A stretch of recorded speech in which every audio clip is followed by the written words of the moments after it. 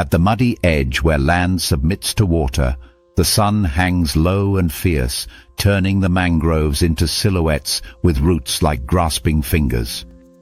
The air is thick, hot enough to slow breath and dense enough to distort sound. Here, in the tidal inlets and sluggish river mouths of Australia's northern coastline, the rules shift. You are no longer at the top of the food chain. You are a trespasser. And in these murky, brackish waters, something waits with ancient patience. Something older than most predators on Earth, tuned by evolution, and some suspect by something else entirely. The saltwater crocodile, Crocodilus porosus, doesn't patrol its territory so much as it inhabits it with imperial certainty. Stretching up to 7 meters in length and tipping the scales at over a ton, it is a living fossil, unchanged in form for millions of years and possibly by design. It is not fast in the conventional sense. There are no long chases, no elaborate stalking rituals. Instead, there is absolute stillness. The crocodile will float, motionless, a log among logs. It will sit with its eyes just above the surface, no ripples, no signs. It watches, it waits, and when the time comes, it erupts from the water with terrifying force, closing the distance in a flash of muscle and prehistoric violence. Its bite is the strongest measured in any living animal. Over 3,700 pounds per square inch, enough to crush bone and pulverize muscle in a single clamp. But that's only the beginning. Once the jaws are locked, the crocodile initiates what biologists refer to as the death roll, a violent spinning maneuver that disorients prey and tears it apart. Humans stand little chance. Victims dragged into the water rarely resurface in recognizable form, often vanishing entirely. The body, if found, may appear days later, bloated and torn, if not already consumed or cached under submerged branches for a later meal. It is not only the force that kills, but the method, a strategy of disappearance. This is not a creature of chance encounters. It has a memory, a tendency to study human patterns. In parts of the Northern Territory, reports from locals and researchers alike tell of crocodiles associating the sound of outboard motors with fishermen cleaning their catch, an easy opportunity for meat. Some crocodiles have been seen following boats for kilometers, only surfacing once the engines stop.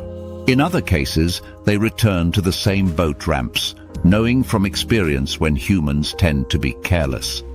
These are not random attacks. They are calculated ambushes. Saltwater crocodiles can survive in both fresh and salt water, an adaptability that extends their domain far beyond the expected. They are known to travel between river systems through the sea, occasionally crossing hundreds of kilometers of open ocean. This mobility, combined with their preference for estuarine environments, makes them the perfect gatekeepers of coastal access points. Every river mouth, every delta, every mangrove creek becomes a potential hunting ground. Their territory isn't just a patch of land, it's a fluid web of overlapping domains, loosely enforced through threat displays and sheer size. In this way, they form a loose perimeter, organic sentinels whose reach spans thousands of kilometers. The crocodile's physiology seems tailored for ambush warfare. Its nostrils, eyes, and ears sit atop its skull, allowing it to breathe, see, and hear while almost completely submerged. Its tail, thick and heavily muscled, can propel it forward in a straight burst with startling speed. Despite its bulk, it can lie in wait for hours, even days, its body cooled by water, heart rate slowed to conserve energy. When the strike comes, it's as much a mechanical process as a biological one, timed, precise, and devastating.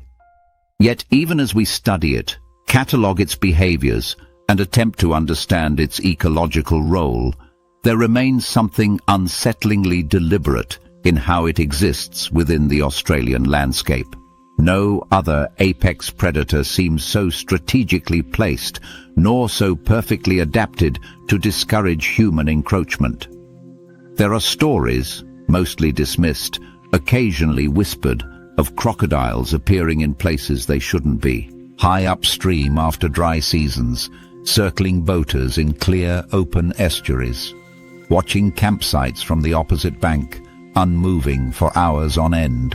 In Aboriginal mythology, many tribes speak of the rainbow serpent, a powerful being of creation and destruction that dwells in waterholes and subterranean rivers. It is a life-giver and a guardian, a spirit to be respected and feared. While often dismissed by modern interpretations as purely symbolic, some have speculated whether such myths may contain encoded memories of real encounters. Could the saltwater crocodile be more than an evolutionary remnant? Could it be a biological cousin or engineered proxy of whatever entity those ancient stories were trying to warn us about? The idea isn't as outlandish as it first seems. Crocodilians are among the oldest reptilian forms on Earth, predating even the dinosaurs. Their resistance to change is, paradoxically, what makes them so perfect. Nature did not need to improve upon them, and perhaps neither did those who might have used them. If one were to create living security systems to guard remote or sacred sites, why not start with something already near perfect? Their sheer dominance has ecological impacts as well. In regions where crocodiles thrive, they suppress mesopredators, forcing a trophic cascade that alters entire ecosystems. In this sense, they don't just guard, they shape. They determine which animals survive nearby and how humans interact with the landscape. Swimming holes are abandoned. Fishing trips require careful planning. Even walking near the water's edge becomes a calculated risk. It is behavioral manipulation through fear, another effective tool for territory control. There are efforts, of course, to manage them. Relocations, containment zones, monitoring programs. But for every croc moved or tagged, others move in. The population has rebounded dramatically since the hunting bans of the 1970s, and in many areas they now number in the tens of thousands. Yet even this feels permitted, as if the land itself has allowed their resurgence, reinforcing old boundaries that were never truly gone. What remains most chilling, however, is the quietness, the complete lack of noise before the attack, the illusion of calm. There is no roar, no dramatic charge, no warning splash. Just still water, then violence, then silence once more. As if nothing happened at all. To the untrained eye, the crocodile is just another dangerous animal. But to those who look closer, to those who consider the broader implications of such a perfectly situated predator, it begins to look more like a sentinel. Not just guarding water, but guarding something behind it, something deeper, something buried. In the tangled estuaries of northern Australia, beneath the overhanging branches and insect-thick air, the saltwater crocodile waits. And maybe, just maybe, it isn't waiting for prey. It's waiting for a trespasser. One that doesn't know this continent still remembers its own defenses. It begins with a rustle, a shift in the leaves barely distinguishable from the breeze, and then absolute stillness. A narrow dirt trail cuts through the eucalyptus undergrowth of southeastern Australia, barely wide enough for a human boot. On either side, the ground is strewn with decaying bark, curling ferns, and leaf litter darkened by last night's rain. The air is damp and still, heavy with petrichor and the almost metallic smell of soaked soil. Nothing moves, and yet everything feels watchful. This is no predator's domain in the conventional sense.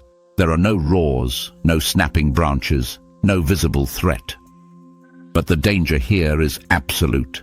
It lies beneath the surface, out of sight, but not out of reach, in the damp tunnels and silk-lined chambers that thread just below your feet. The funnel-web spider, most notoriously Atrax robustus, operates without fanfare. No web hangs in trees. No grand architecture announces its presence. Instead, it constructs small, easily missed silk-lined burrows beneath rocks, logs or leaf piles, tunnels capped with a distinctive funnel of radiating threads. These threads, invisible unless caught in the right angle of light, act as tripwires. They are tuned to vibration, not vision. When something disturbs the silk, be it an insect, frog or careless human hand, the spider erupts from its burrow like a loaded spring, delivering bite after bite with astonishing speed. Unlike the vast majority of spiders, the funnel web does not flee from confrontation. It doesn't even hesitate. It rears back onto its hind legs, exposing fangs like obsidian daggers, each capable of piercing through human fingernails or even a leather boot. If it bites, and it often will, it doesn't strike once and retreat. It grips with its legs and delivers multiple deep injections of venom in quick succession. This venom contains a cocktail of neurotoxins, most dangerously delta atrachotoxin, which targets human and primate nervous systems with terrifying specificity. In some severe envenomations, death can occur within 15 minutes, a medical emergency of the highest order. What makes this more unsettling is how these spiders defy conventional predator-prey behavior. Most spiders operate from a place of caution, prioritizing survival over aggression. Not the funnel web. It will defend its territory with what seems at times like reckless abandon. There are verified reports of funnel web spiders charging across floors to confront human feet, of individuals leaping toward threats rather than away. In the controlled sterility of a lab, researchers note how even moderate stimulation will provoke a relentless and sustained attack posture. Whether this behavior is rooted in evolved defense or something stranger is still debated, but the consistency and intensity of their response raises questions that stretch beyond ecology. During summer storms, these spiders become even more mobile. Heavy rains flood their burrows, and they surface, often at night, wandering through gardens, shoes, laundry piles, and even into homes. Urban areas like Sydney see periodic spikes in encounters after extended wet spells. This seems counterintuitive. Why would a deadly predator evolve a pattern of emerging in close proximity to humans, where its survival risks increase? Unless, of course, proximity to human populations is not incidental, it begins to look like a strategy. The geographic distribution of funnel webs is curiously localized. While their range includes moist forests and elevated terrains throughout southeastern Australia, their density near urbanized and suburban areas, particularly the outskirts of cities like Sydney, Newcastle, and Wollongong, is disproportionately high. These spiders are not evenly distributed across the wilderness. They seem clustered near places of human activity, as if seeded deliberately, placed with surgical precision. Some biologists suggest that their preferred habitat, damp microclimates, loose soil, cover, naturally overlaps with irrigated lawns and landscaped gardens. But the consistency of these patterns leads some theorists to propose an alternate view, that funnel webs are not just surviving in human-dominated areas, they are deployed there. Consider their physical design. The robust carapace, jet black in color and often reflective, seems better suited to resist crushing than to evade detection. Their oversized fangs, rare among megalomorph spiders, appear adapted not merely for subduing invertebrate prey, but for puncturing mammalian skin with precision. Add to this their unnerving speed, which can reach over a meter per second in short bursts, and you begin to see an organism optimized for high-threat engagement. Like a landmine, it hides in wait. Like a drone, it delivers swift, localized damage. And like a sentinel, it is unwavering in its aggression. In the realm of speculative biology, the funnel web spider would represent an ideal candidate for biological perimeter defense. It is self-sufficient, requires no external power source, and can operate continuously for years within the same territory. It possesses chemical weaponry that targets human physiology directly. Its warning display, raised legs, exposed fangs, and rhythmic drumming, acts both as a deterrent and a psychological disruptor. And perhaps most notably, its placement seems to follow human encroachment patterns, as if reacting to trespass or intrusion rather than migrating through natural expansion. Aboriginal folklore across southeastern Australia includes stories of malevolent spirits that live in the ground, attacking from beneath with little warning. While these tales are frequently interpreted metaphorically, they bear striking resemblance to real-world funnel web behavior, an unseen threat lurking just beneath the earth, striking quickly and with fatal consequences. The image of the burrow, an inverted mouth with fangs at the ready, carries weight far beyond biology. It becomes a symbol of a hidden defense network, buried not just in soil, but in the collective memory of those who have walked these lands for millennia. Medical advancements have dulled some of the spider's lethality. Since the development of an antivenom in 1981, there have been no confirmed deaths.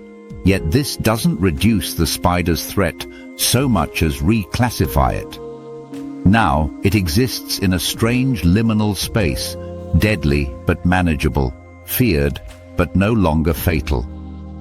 This may seem like progress, but it may also represent a shift in strategy.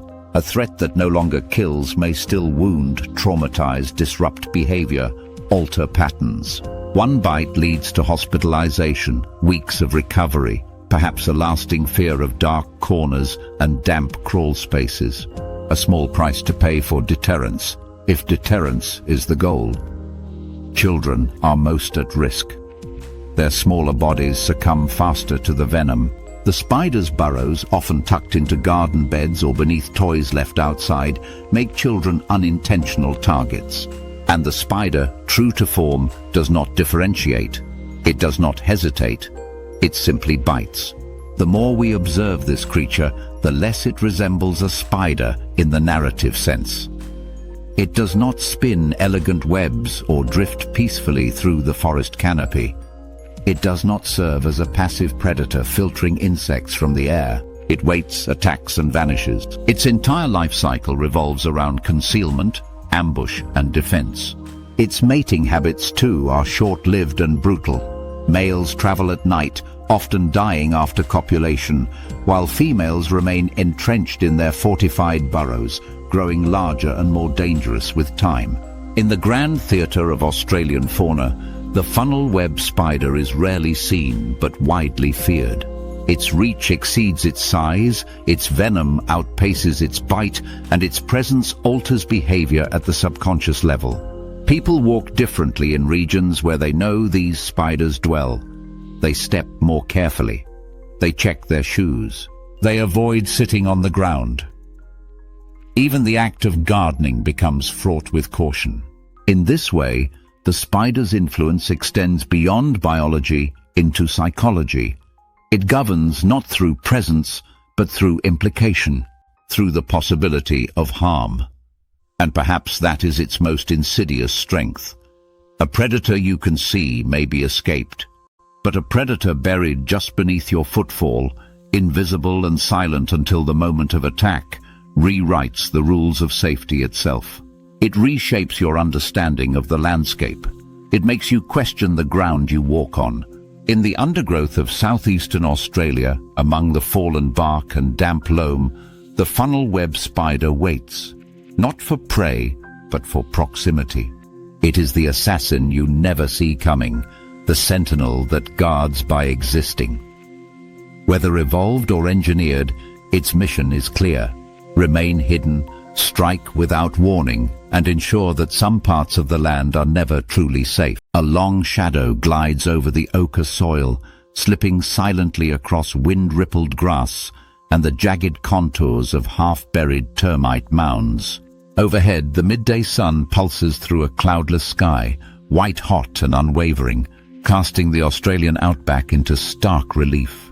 There are no landmarks here, no fences or roads, only the subtle patchwork of dry creek beds, spinifex clumps, and sun-bleached rocks. It seems empty, still. But above it all, circling just below the thermals, the brown falcon watches. Falco berigora, one of the continent's most adaptable raptors, doesn't command immediate attention. Its plumage, chocolate brown mottled with lighter flecks, blends easily into the landscape when perched. On the wing, it's quiet, unobtrusive, lacking the aggressive silhouette of hawks or the theatrical soaring of eagles. But that is part of its genius. This is not a bird of spectacle. It is a creature of intent, of surveillance. While it hunts like any falcon, fast, precise, and focused, it also seems to observe more than it needs to, tracking movement not just for food, but for pattern. The brown falcon hunts with a variety of techniques, most notably from a fixed perch.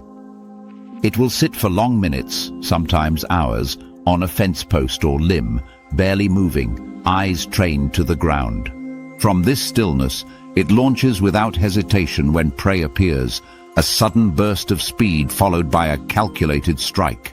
But unlike many raptors, this falcon is not limited by narrow dietary preferences or a single mode of predation. It feeds on insects, small mammals, reptiles, even carrion. Its versatility borders on opportunism, but its methods are consistently precise. More remarkable, however, is a behavior documented anecdotally for decades and more recently supported by field observations. The falcon's apparent use of fire.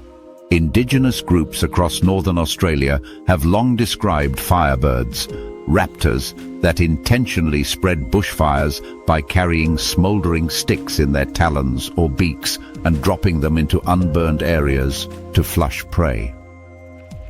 The brown falcon is one of the key suspects.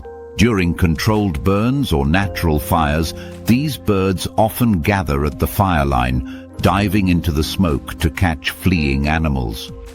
But some individuals, it seems, do more than wait. They ignite. Witnesses have reported birds lifting charred sticks from flames and releasing them downwind, triggering secondary blazes that drive prey into the open. This behavior, while controversial, suggests not only tool use, but strategic manipulation of the environment, a trait exceedingly rare in the avian world. Fire, in this context, becomes a weapon, not a destructive accident of nature, but a calculated force, harnessed and aimed. That a raptor could learn to wield it reshapes how we understand their intelligence. And if we consider a deeper theory, that these falcons are not purely natural predators but bioengineered aerial sentinels, then their fire spreading is not opportunistic at all. It is tactical. Their vision supports this notion. Like many birds of prey, brown falcons possess extraordinary eyesight, but theirs is uniquely refined. They can see in the ultraviolet spectrum, revealing the urine trails of rodents, the reflective bodies of insects, and even the faint shimmer of heat rising off a lizard's back. From hundreds of feet above the ground, they can track minute movements invisible to the human eye. The falcon's retina is packed with photoreceptor cells and specialized cones that allow rapid visual processing, effectively creating a biological radar. The clarity and range of their sight borders on technological precision. It's as if they've been tuned not just for hunting, but for surveillance. The idea of the falcon as a passive observer seems increasingly unlikely the more we study it.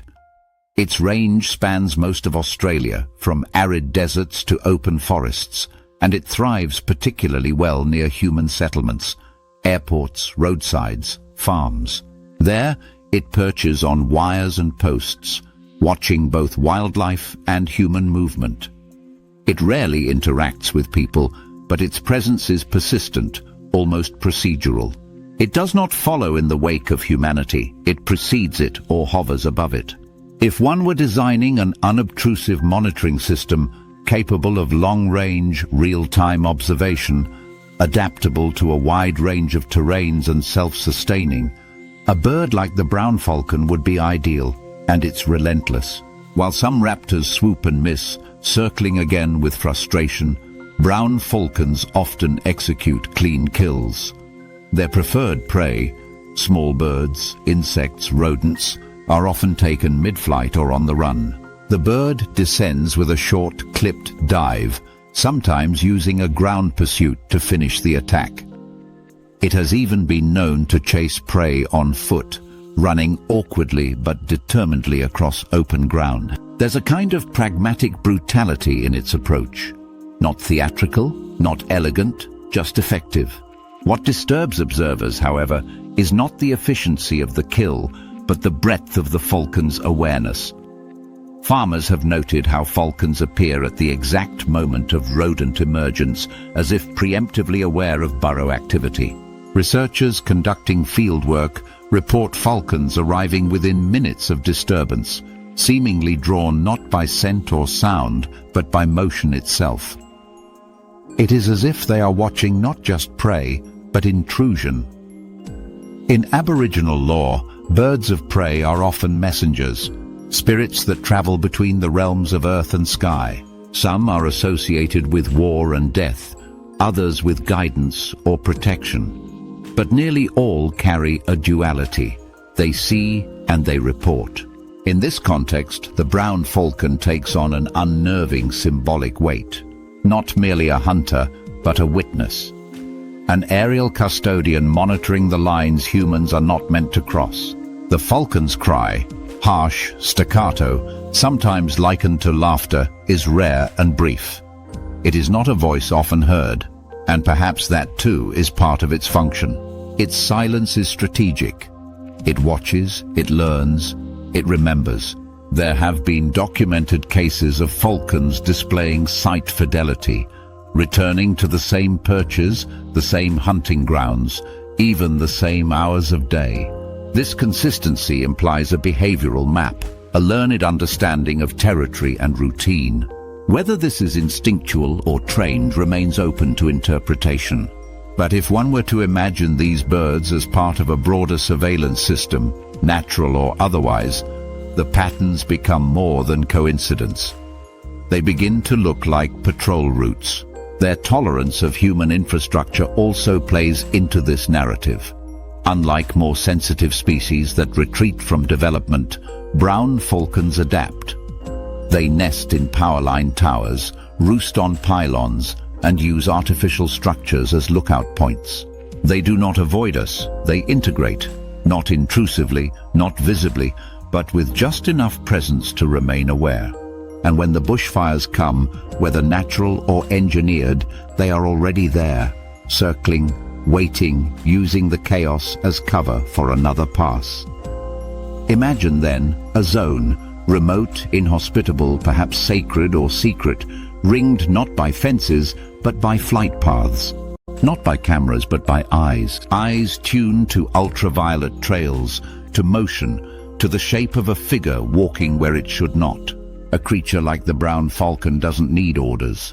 It doesn't need wires or handlers. It just needs to be, watching, reporting, remembering. A sky scout whose purpose isn't just predation, but perimeter awareness. To dismiss it as just another bird is to ignore the precision of its role. To see it only as a falcon is to miss the larger system it may be part of, a network of watchers woven into the sky itself, silent and tireless, hiding in plain sight above the vast, burning breath of the Outback. Heat pulses from the dry soil in slow waves, distorting the horizon with a subtle shimmer. Overhead, the air feels motionless, dense, almost reluctant to move. In the eucalyptus woodland, dry, pale, and dappled with scattered light, there is a deceptive calm. Twisted branches crisscross the canopy, and dry leaves crackle underfoot with each step. It is midday, and the creatures that fear the sun have retreated into shade or soil. But not everything in this land waits for nightfall. Some beings thrive in this stillness, alive with old instincts and unblinking focus. Through the underbrush and over loose rocks, something large stirs. A rustle, low and deliberate, precedes the emergence of a shape that doesn't slither or scurry, but strides. Not entirely upright, but not fully grounded either. Its gait is part crawl, part purposeful lurch, powered by heavily muscled limbs and clawed feet that grip the terrain with unsettling precision. The lace monitor, Varanus varius, is no simple scavenger. At over 2 meters in length, it moves with an authority that borders on territorial patrol. Its skin, patterned with alternating bands of dark brown and cream, blends seamlessly into the forest floor, but its presence is anything but subtle. It pauses at the edge of a clearing, tongue flicking in and out, long, forked, and glistening. This is no idle gesture. Like its venomous cousin, the Komodo dragon, the lace monitor's tongue is a precision instrument, sampling the air for chemical traces. Where eyes fail, scent guides. It can detect carrion from kilometers away, but it also registers the living, mammals, birds, reptiles, and on occasion, the careless human hiker who assumes they are alone. Its head turns slowly, methodically, eyes unblinking. The gaze is flat and unyielding, hard to interpret as curious or hostile. This is not the twitchy energy of a skink or the erratic scramble of a goanna fleeing danger. The lace monitor does not flee. It advances. There are documented cases, usually dismissed by skeptics, of individuals following bushwalkers for extended distances. Not aggressively, not at speed, just behind, just out of reach, always watching. Biologists often write this off as opportunism, the lizard hoping for scraps or simply sharing the same trail. But the consistency of these encounters, their unnerving steadiness, and the lizard's refusal to divert course lend them a quality difficult to ignore. It doesn't act like an opportunist. It acts like a sentinel. When provoked or cornered, the lace monitor reveals its full arsenal.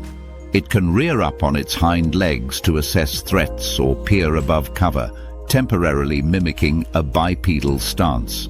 From this position, it can launch forward with explosive power, swiping with curved claws, sharp enough to open flesh through denim and leather. The claws are not just tools for climbing, though they scale trees with remarkable agility, but also weapons, capable of inflicting deep, ragged wounds that often lead to secondary infections. These lizards are strong, unsettlingly so. They are known to drag away wallaby carcasses, tear open turtle nests, and overpower adult brush turkeys in brief but violent struggles. More recently, herpetologists have identified something even more disconcerting: venom. While not as potent or deadly as the bites from Australia's notorious snakes, the lace monitor's saliva contains a mild venom that inhibits blood clotting and promotes swelling, pain, and prolonged healing. Previously thought to be the result of bacterial infection from decaying meat, like that attributed to the Komodo dragon, it is now understood to be a biological adaptation, a tool. A mechanism that ensures even a defensive bite can lead to significant medical consequences. It is not designed to kill swiftly, but to weaken, to delay, to disable. This venom, combined with the creature's scavenging habits, paints a picture that is more than just predatory. It is tactical. A being capable of both force and subversion. It doesn't need to chase down prey, it can simply wait for weakness. It doesn't need to kill outright. It can inflict wounds that fester and slow, turning time into an ally. In this way, it is not unlike a perimeter guard, not only watching, but able to enforce its territory through physical consequence. Their intelligence adds another layer to this disturbing portrait. Lace monitors are problem solvers. They are known to raid campsites with precision, identifying unsecured food containers, working latches, and returning repeatedly to areas where they've had success. In captivity, they learn quickly, recognize individual handlers, and even develop routines. In the wild, they show complex foraging strategies, caching food, timing their return to scavenging sites, and exploiting seasonal patterns. Their behavior is not reactive, it is adaptive. Each encounter becomes data. All of this might be enough to classify them as clever reptiles. But viewed through a different lens, the one that sees Australia not just as a wilderness, but as a guarded quarantine zone, they become something more. They resemble relics, guardians.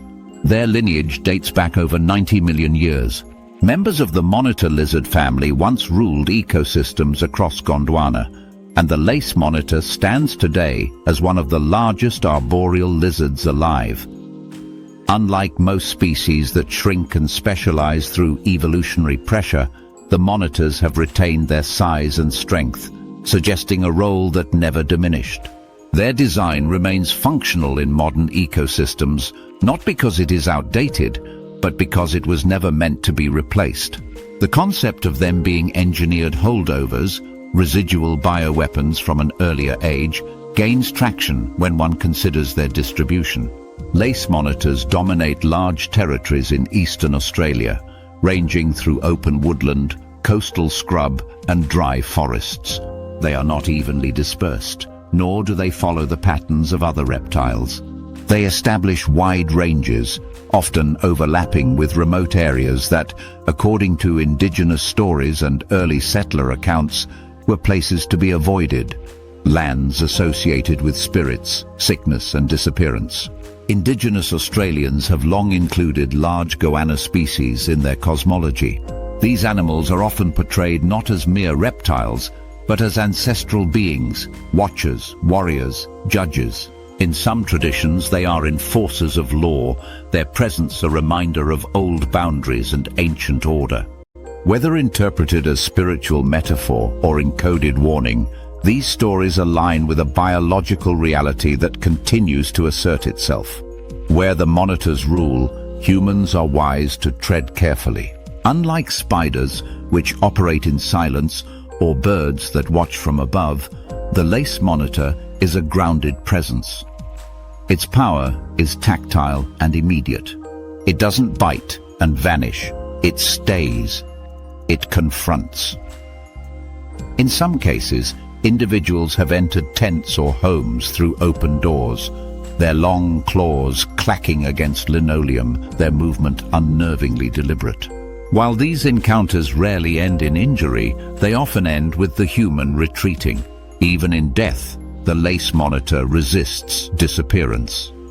Its body, when preserved, offers scientists dense bone structure, robust musculature, and a brain proportionally larger than many reptiles of similar size.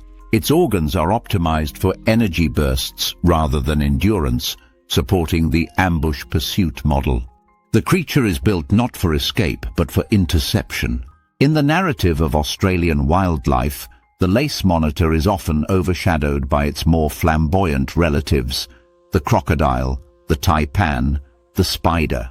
But beneath that overshadowing is a formidably capable organism, uniquely suited to territorial control and intimidation. It doesn't need to kill often to remain effective.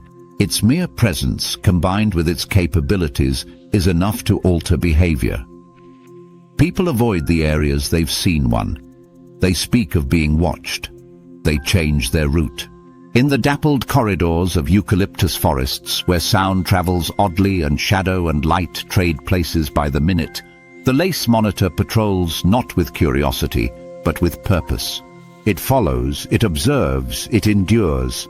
Whether born of evolution or built for something older, it stands not just as a creature of the bush, but as a sentinel of land few are meant to cross unchallenged. The tide recedes in slow, deliberate pulses, leaving behind a glistening mosaic of rock, coral fragments, and shallow pools.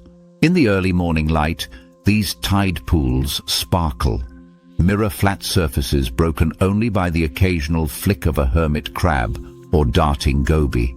Seaweed sways gently with the residual current, casting faint shadows against the sand and stone.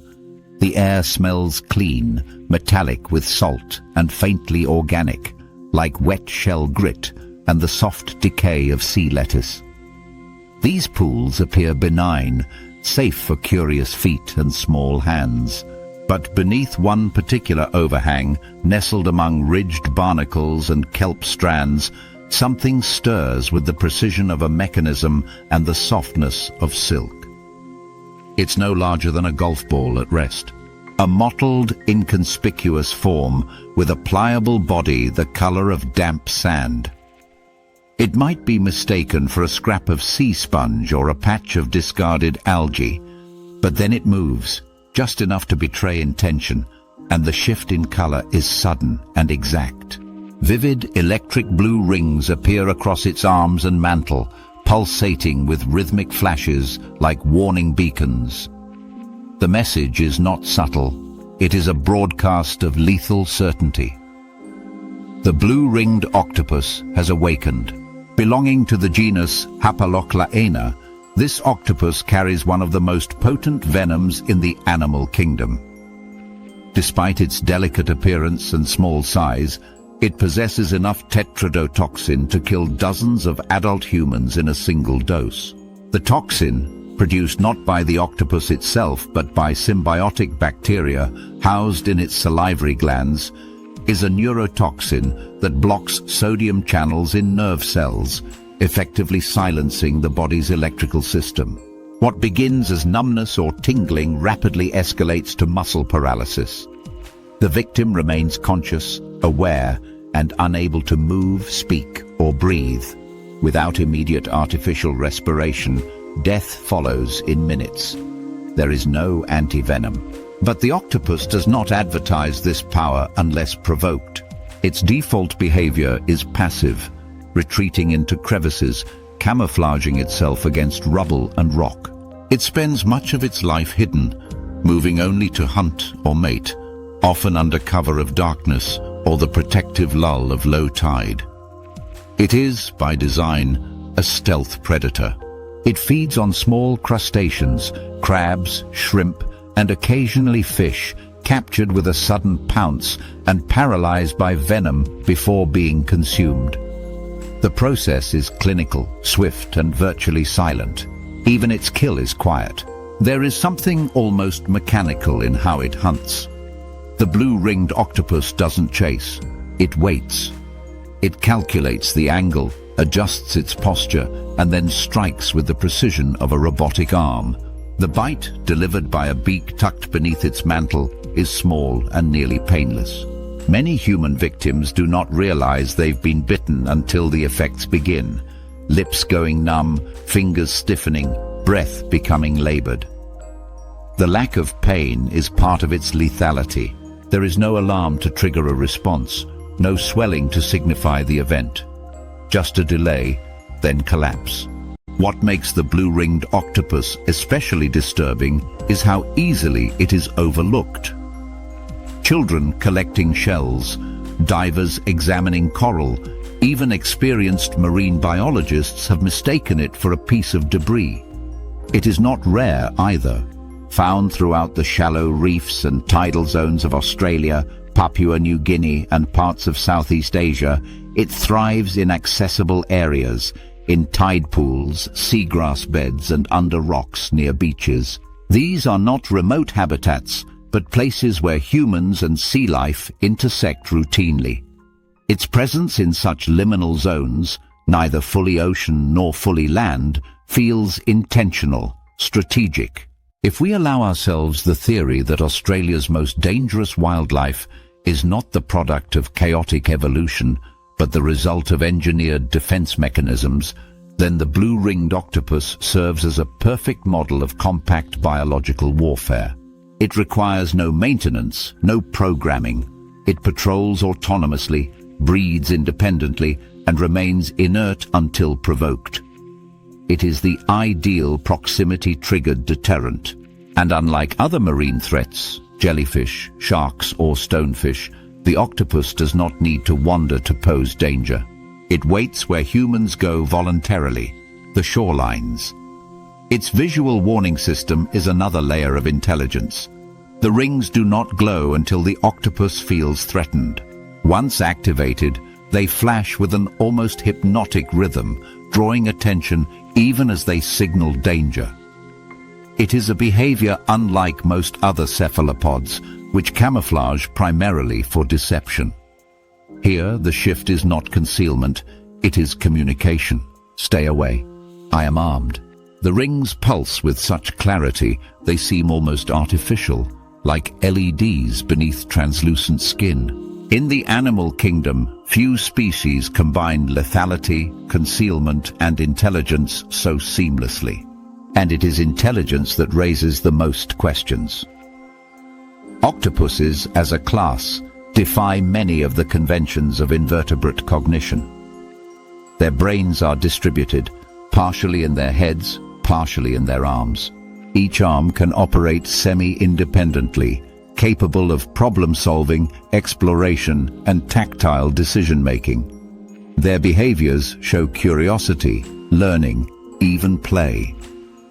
They can unscrew lids, remember mazes, and solve puzzles. In captivity, they identify individual humans, escape tanks, and sabotage equipment. They are not simply reactive, they are aware. The blue-ringed octopus shares these cognitive features, though it is less studied due to its extreme toxicity. What research does exist suggests that it too exhibits complex behavior, deliberate movement patterns, response to repeated stimuli, and even environmental manipulation.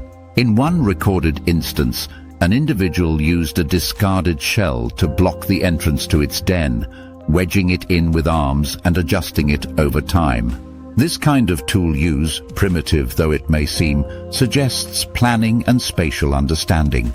To theorists who entertain the idea of ancient bioengineering or extraterrestrial influence in Earth's evolutionary past, the octopus in general, and the blue-ringed species in particular, occupies a strange space.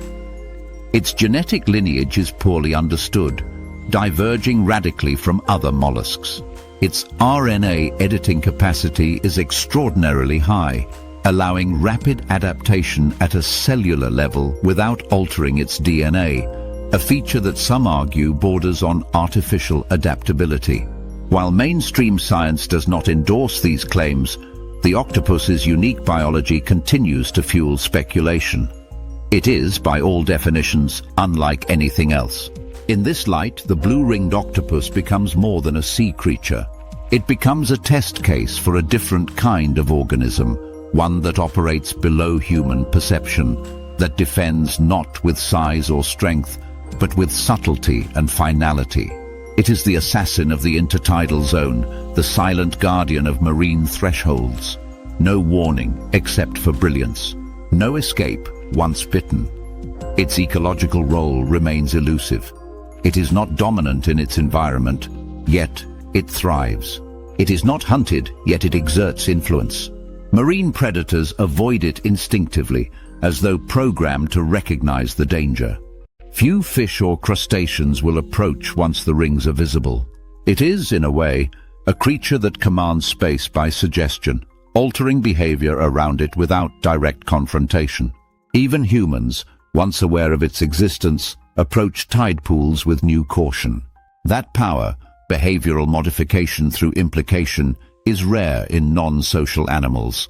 The shoreline, with its shifting tides and transient visitors, seems an appropriate stage for such a creature. It does not live in the deep ocean, where myths are born, nor in inland rivers, where defense might be overt. It lives at the edge, both physically and conceptually, where the land meets the unknown, where people gather to play, to forage, to discover, and where occasionally something small and pulsing with blue light reminds them that some boundaries, however shallow, are not meant to be crossed. If the guardians of Australia's quarantine are real, if the continent's most dangerous animals are part of a system older than history, then the blue-ringed octopus is that system's quietest enforcer. It doesn't roar, it doesn't chase, it waits, it warns, and then, without noise or spectacle. It kills, not out of aggression, but with the finality of design. A soft-bodied enigma armed with a toxin more powerful than cyanide, more precise than a scalpel. Alive, alert, and perfectly placed. The air turns still in the heart of the Outback, where red sand drifts in slow waves across ancient rock like wind-carved memories. The horizon stretches endlessly in all directions, broken only by sparse scrub and skeletal trees, their bark scorched by relentless sun. Heat rises from the earth in distortion halos, giving the illusion that the landscape itself breathes. There is no birdsong here, no flowing water, no human sound. Just the hum of insects, the rustle of something moving beneath brush, and the constant throb of silence deeper than quiet. It is a place few choose to enter, and even fewer understand. A land that resists settlement, ignores intrusion, and rarely gives up its secrets. And perhaps that's not a coincidence. Australia has long been defined by its isolation. For tens of millions of years, it evolved in geographic seclusion, a biological island where life took strange, often lethal forms. Scientists attribute its staggering biodiversity and its unusually high concentration of venomous, aggressive, or otherwise dangerous species to this long isolation and harsh climate. But another possibility has always lingered on the margins of scientific explanation and cultural storytelling.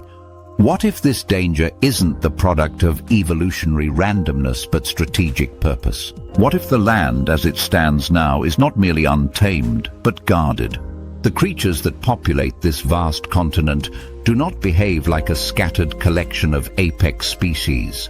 They behave like components in a distributed defense system, each adapted to a specific zone, each equipped with tools not just for survival but for deterrence. The pattern is too precise, their abilities are too refined, and the terrain they protect, too consistent in its hostility, too sparse in human habitation, too rich in unexplained phenomena. Start at the water's edge, where the ocean surges into estuaries and mangrove deltas. Here, the saltwater crocodile dominates, a reptilian titan that has patrolled the waterways for tens of millions of years, its physiology virtually unchanged since the age of dinosaurs. It does not simply defend a territory, it closes a gateway. Its bite force, ambush tactics, and vast aquatic range effectively cut off inland access from the coastlines of the north. Human incursions into these swamps and river mouths are still met with sudden, silent disappearance. A misstep is not punished, it is erased. These crocodiles do not hunt for sustenance alone. They maintain perimeters. Follow the line inland and you encounter the funnel web spider. Unseen, nearly silent, and surgically lethal. It occupies the suburban fringe and the wet eucalyptus forests with a precision that borders on strategic placement. Unlike most spiders, which retreat or avoid human interaction, the funnel web attacks with alarming aggression, its venom fine-tuned to affect primate neurology.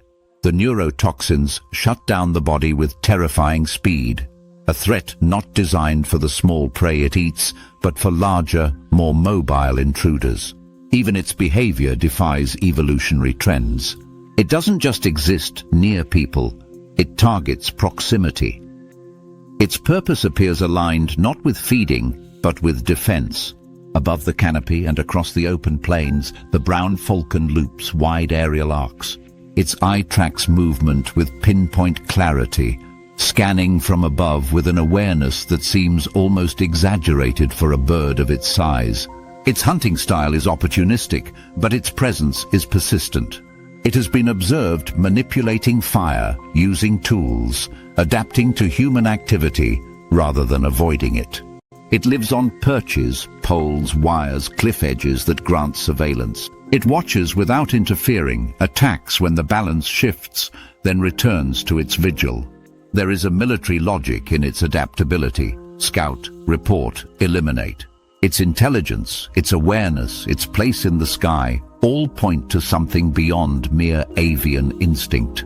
And in the dry forests and rocky escarpments, the lace monitor emerges, reptilian, powerful, slow-moving but decisive. It doesn't flee from humans, it follows them. It isn't secretive, it asserts presence. With claws capable of rending flesh, mild venom that complicates wounds, and the ability to track and return to specific locations, it feels less like a predator and more like a sentinel. It climbs high, surveils, caches food, and returns with predictable rhythm. Across vast territories, it patrols with no clear purpose other than presence, reminding those who see it that they are not alone. Its strength and persistence, its resilience across landscapes, all serve a function. It is a guard, a walker of lines. At the ocean's edge, in the tide pools and shallow reefs, the blue-ringed octopus waits. Unassuming in appearance, only revealing its warning colors when it prepares to strike. Its venom, tetrodotoxin, is one of the deadliest known, shutting down the nervous system in complete silence. It doesn't chase. It doesn't even kill for food. It defends. The bite is small, often unnoticed. The death, swift if help does not arrive, is quiet. This is not a predator that challenges from afar. It is a final warning posted at the boundary between land and sea. A border marked not by fences but by fatal consequence. Together, these creatures form a net, a living perimeter drawn not by lines on a map, but by distribution of threat. They occupy sea, land, and air. They deter movement, discourage curiosity, limit access, not just to humans, but to anything that might breach what lies below. The notion that this is accidental stretches belief. Their roles align too neatly. Their abilities appear too refined for coincidence. It is a defense grid, a biological quarantine system. Beneath this defense grid lies a land steeped in stories. Aboriginal oral traditions, tens of thousands of years old, speak of beings that dwell underground, serpent spirits that control the rivers, the land, the cycles of life and death. Chief among them is the rainbow serpent, often described as the creator, the destroyer, the lawgiver. It lives in the earth and beneath the water. It marks sacred sites, many of which remain uninhabited, unexplored. The stories are not all comforting. Some portray the rainbow serpent as punitive, devouring those who violate sacred law or enter forbidden areas. These stories, encoded with ecological wisdom, also sound eerily like descriptions of something watching, something waiting, something very real. In this context, the rainbow serpent ceases to be a metaphor. It becomes a possibility, a subterranean force, biological or artificial, that predates human memory. Perhaps not a god, but a mechanism, a machine, a sentient intelligence bound beneath the crust, too dangerous or too valuable to be released. And around it, a fail-safe. Organisms engineered or selected to deter, disable and discourage any approach. Australia's Outback, with its sprawling emptiness and meteorite-strewn deserts, may not just be a wilderness, it may be a lock, a final measure. The land that resists cultivation, that burns and floods and bites and stings, might not be broken. It might be designed to reject domestication, designed to limit access, designed to preserve the isolation of whatever lies at its core. There are places in this interior where compasses fail, where radiation spikes inexplicably, where ancient rock formations seem cut rather than eroded. There are petroglyphs that depict forms not seen in nature, serpentine shapes, elongated skulls, segmented limbs. Some of these sites are avoided even today, known by names that translate roughly to "no return" or "the sleeping one." Science often avoids these interpretations. Myth, it says, is not evidence. But evidence too can be hidden in plain view. The saltwater crocodile controls the wet approaches. The funnel web spider guards the ground. The brown falcon scans the sky. The lace monitor prowls the forests and cliffs. The blue-ringed octopus lurks in the shallows. Together they form a network, not of intelligence perhaps, but of intention. Each one placed to respond, to deter, to kill if necessary. Their presence shapes the very behavior of humans across the continent, from settlement patterns to recreational habits. They don't simply exist, they enforce. If there is a truth beneath Australia's crust, if the stories are not just stories, then the creatures that surround it are not random. They are systems of control. Warnings in skin and tooth and toxins in. Guardians of something that was either placed here long ago or rose from the earth uninvited. And for whatever reason, containment, fear, reverence, someone or something built this quarantine around it. In the end, Australia remains what it has always been. Ancient, dangerous, beautiful and unexplained. But to those who watch closely, to those who follow the lines between venom, vigilance and myth, the signs become clearer. This is no ordinary continent. It is a vault, and its keys have claws.